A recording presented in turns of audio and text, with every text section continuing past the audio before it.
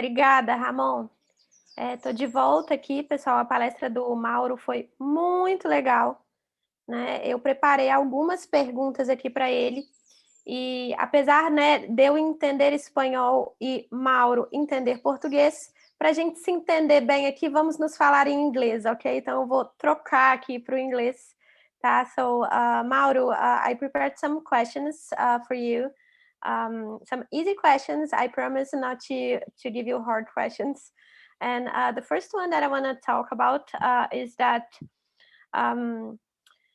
you talk a lot about the modern marketing opportunities. And when you look for the communication and marketing market in the last 5 years, what do you think is the biggest change that you see? From your talk, can we say is the importance of e-commerce? Can I say that? I know I'm like a digital product, so I'm gonna always go to that side. But if you have to choose one big change in the communication and marketing in the last 5 years, could you say it would be the importance of digital products and e-commerce? I'm in mute. Okay, sorry. I wouldn't say e-commerce as a standalone matter. I would recall. I remember in one my first work on e-commerce, big e-commerce was in Cencosud, implementing a big e-commerce platform. It was 2011, okay? So, okay. And it was like, e-commerce is gonna trample the entire broken retail. Okay? Everything is gonna go into e-commerce and we're not gonna go to the supermarket. And nowadays, I would say that the change within the last 5 years and even more accelerated on the pandemia has to do with the interaction of both. Okay, the idea, the omnichannel idea, it's something that it's very common, and it's a habit that people have acquired. I mean, I would recall my parents. My dad, it's like not a digital savvy at all, and nowadays he's transactioning through e-commerce. And besides the transactional aspect of purchasing on an e-commerce, customer care and looking for to schedule with the doctor and everything, everyone has lost their fear around using, and what I would say is that their older ages were supposed to say, okay, you know, my parents, my grandparents are not using that, and the pandemic really accelerated on that matter, and everything is mobile, and no one died in the middle, so they can use the phone and they can transaction. So I think it's the combination, going to the supermarket and changing, looking at prices at the same time that you're looking at the store. It's just a fluid combination in both spaces, I would say. Great. I think a better word for this question would be experience. Maybe experience is the biggest thing in the last 5 years. Do you agree with that? Definitely. And something with that is that, you know, that Google talked about, during the call, I talked about first moment of truth from Procter & Gamble. And a few years later, Google talked about zero moment of truth, being like the previous info collection that you go prior to going to the store. And this is something that really happened on the automotive industry. We've got a lot of clients that are call it Toyota, Mazda, and other clients. And the people that goes into the store knows a lot more about the car than the salesperson itself. So it kind of changed the entire way of how do you approach sales. Okay, so people has a lot of information, and there's a lot of empowerment on the side of the client, okay, because of all of the information that they can compare you at once with different options and say, okay, this is the one. So we're giving them more tool to diagnose what do they want to buy instead of us selling to them. Okay, and this is very powerful. Giving tools so that the people decide what they want to purchase to you is different than the perception of me trying to sell you something.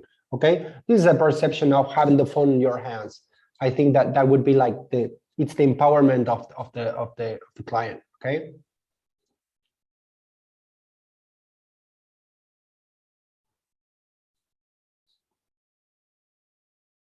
I think we have lost Silvia, right? Okay, let's wait for 1 minute if she comes back. If not, in 2 minutes, I'll start talking about whatever, any e-commerce topic.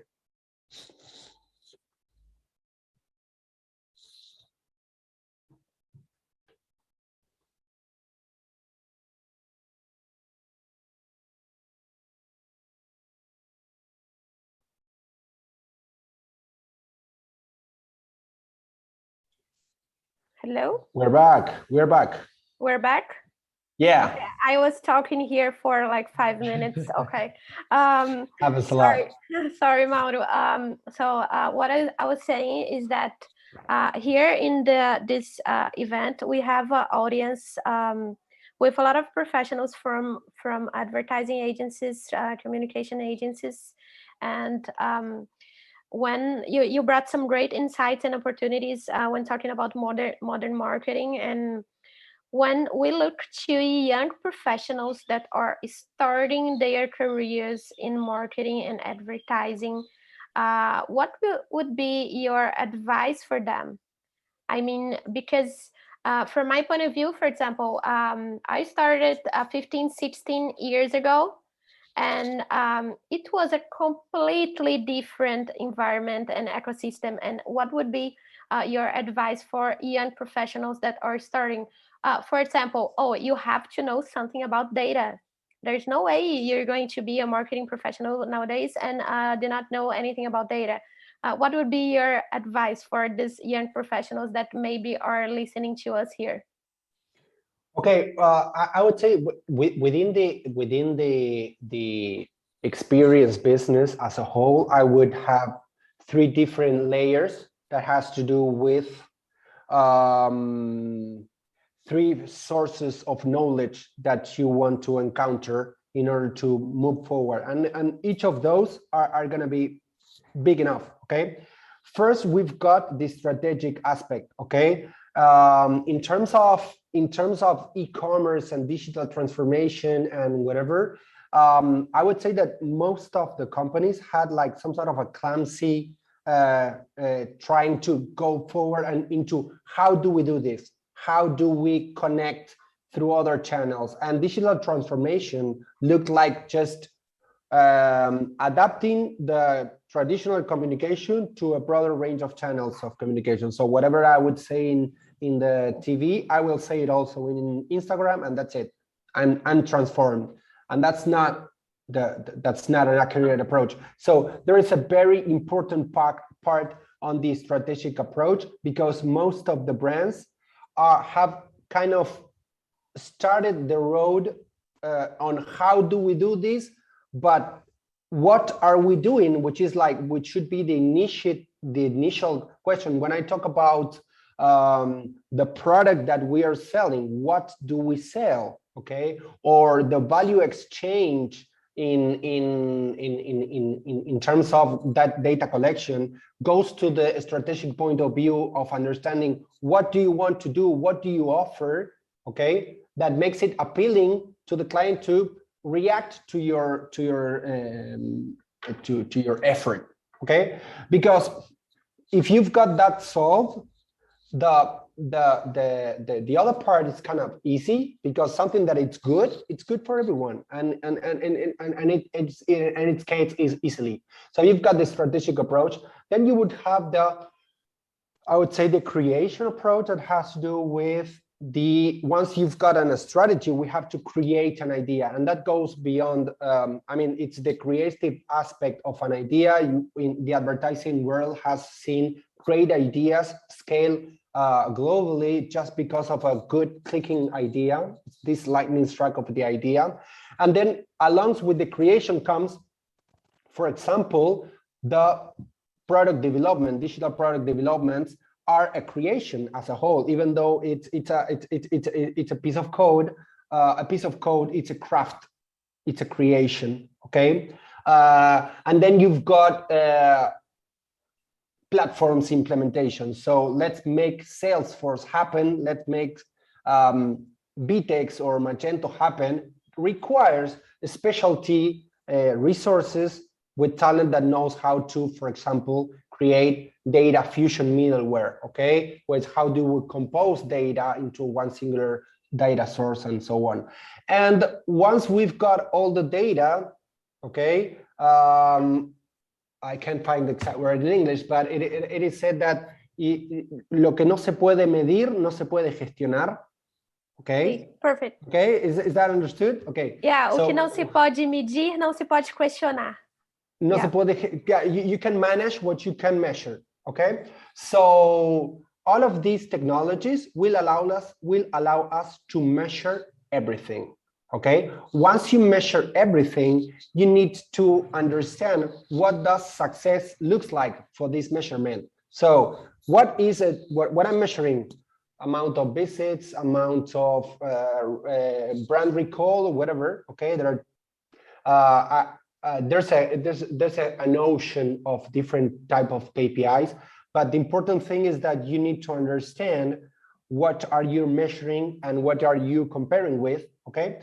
And in terms of data, I would say that there's a lot of how do we show the data, okay? But there aren't much about what do I want to ask to the data. And that goes to the basic statistics of how do I think of a linear progression or the data simulation. Let's say I have Silvia Machado's behavioral, which are 2 purchases. Okay, she just purchased her glasses and a cup of and an Ogilvy cup. Okay, what do I have there? We have 2 transactions, 2 dates, 2 payment methods, 2 everything. And with that, I could, for example, create some sort of a simulation to see, okay, how would it look like if I keep communication in this way? And we can start with data. We can not only understand in a reactive way and report, we can predict what's going to happen in terms of modeling. And those modelings are not the last technology. It's basic mathematics and statistics that I would say that are proper to understand, to know what are you going to ask to the data. Because there's a lot of how, but not too many answers on what do you want to know, okay? So yeah. I don't know if I added more confusion or I answered the question. You just gave us a little course. Okay, I think. Okay. And last but not least, I'm gonna ask you one question. I know you know a lot about digital transformation also. And what would be the last question here? What would be your advice for those companies? I mean, those traditional century companies that already know they need to change and they need to change the way they work because they otherwise they're going to be behind everything. And what would be your advice for those kind of companies and where to start? Because we know when you talk about big changes, it's not going to happen. You're not going to sleep one day and wake up different the other day. It takes time. It takes courage. It takes patience, right? So what would be your advice for companies that do not know anything that you talked about in your lecture? How do they change? How do they start to change? Okay, I would say there are 3 things that I would say. I'm moving because the sun is like, and I'm in the light. No worries. The first one would be that most of the digital transformation approaches are only in one direction. Let's say, let's put the new younger generation of digital savvies with the older rusty people who doesn't know anything about digital, and the communication goes from this point to this point, saying, okay, these people will replace these people shall explain how to do their work. And there's a lot of young people who do not understand the business as a whole. So digital transformation should go in both directions, so that the digital people get to understand what the business looks like.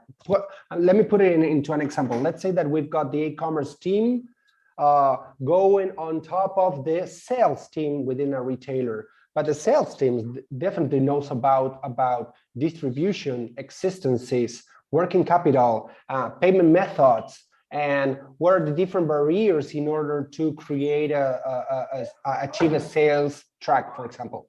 Okay, that kind of approaches, which is, I mean, thinking digital transformation not only this way, but this way into this way. Let's say, for example, traditional people explaining how the business looks like to these people will create less resistance in this kind of people. Okay, so it will let both work together.